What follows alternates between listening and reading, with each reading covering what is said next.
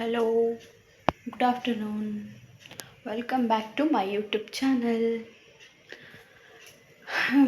ಏನು ಹೇಳೋದು ಅಂದರೆ, ನನಗೆ ಡಾಕ್ಟರ್ ಹೇಳಿದ್ದಾರೆ ಬೆಡ್ ರೆಸ್ಟಲ್ಲಿರಬೇಕು, ಯಾವ ಕೆಲಸನೂ ಮಾಡಬಾರ್ದು ಅಂತ. ಬಟ್ ನನಗೆ ಸುಮ್ಮನೆ ಇರೋಕ್ಕಾಗ್ತಿಲ್ಲ, ಯಾಕಂದರೆ ಮನೇಲಿ ಸ್ವಲ್ಪನೂ ಗಲೀಜಿದ್ರೆ ನನಗೆ ಇಷ್ಟ ಆಗಲ್ಲ.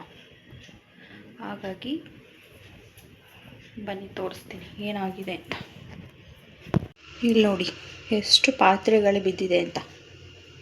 ಎಲ್ಲ ಕ್ಲೀನ್ ಮಾಡಬೇಕು. ಈ ಥರ ನೋಡ್ಕೊಂಡು ಹೇಗೆ ಸುಮ್ಮನೆ ಇರೋದು? ಕ್ಲೀನ್ ಮಾಡಬೇಕು, ಪಾತ್ರೆ ತೊಳಿಬೇಕು. ಆಮೇಲೆ ಇವತ್ತು ತನಿಷ್ ಕಸ ಗುಡಿಸ್ಬಿಟ್ಟು ಹೋಗಿದ್ದಾನೆ, ಆದರೂ ಇಷ್ಟ ಆಗ್ತಿಲ್ಲ ನೋಡಿ. ಕ್ಲೀನಾಗಿ ಗುಡಿಸಿಲ್ಲ ಕಸ, ಆದರೂ ಅಷ್ಟಾದರೂ ಮಾಡಿದ್ದಾನೆ. ಎಷ್ಟು ಚೆನ್ನಾಗಿ ಕಾಣಿಸ್ತಾ ಇದೆ ಮನೆ, ಅದಕ್ಕೆ ಖುಷಿ ಆಗ್ತಾಯಿದೆ ನೋಡಿ. ಎಲ್ಲ ವಸ್ತುಗಳೆಲ್ಲ ಅಲ್ಲಲ್ಲೇ ಬಿಸಾಕ್ಬಿಟ್ಟಿದ್ದೀನಿ.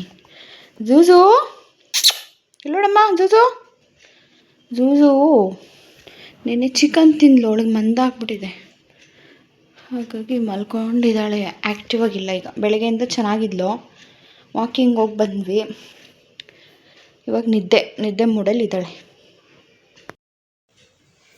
ಮತ್ತು ನನಗೆ ಡಾಕ್ಟ್ರು ಇನ್ನೂ 15 ಡೇಸ್ ಟೈಮ್ ಕೊಟ್ಟಿದ್ದಾರೆ ಡೆಲಿವರಿಗೆ. ಹಾಗಾಗಿ 15 ಡೇಸ್ ಬೆಡ್ ರೆಸ್ಟಲ್ಲಿರಿ, ಓಡಾಡಬೇಡಿ, ಕೆಲಸ ಮಾಡಬೇಡಿ ಅಂತ ಹೇಳಿದ್ದಾರೆ. ತಿನ್ನೋದು ಮಲಗೋದು ಅಷ್ಟೇ.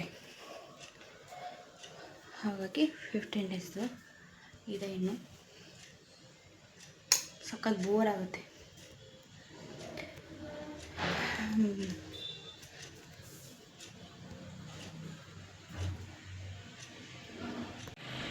ಜೂಜು ಏನಂಗೆ ನೋಡ್ತಿದ್ಯಾ?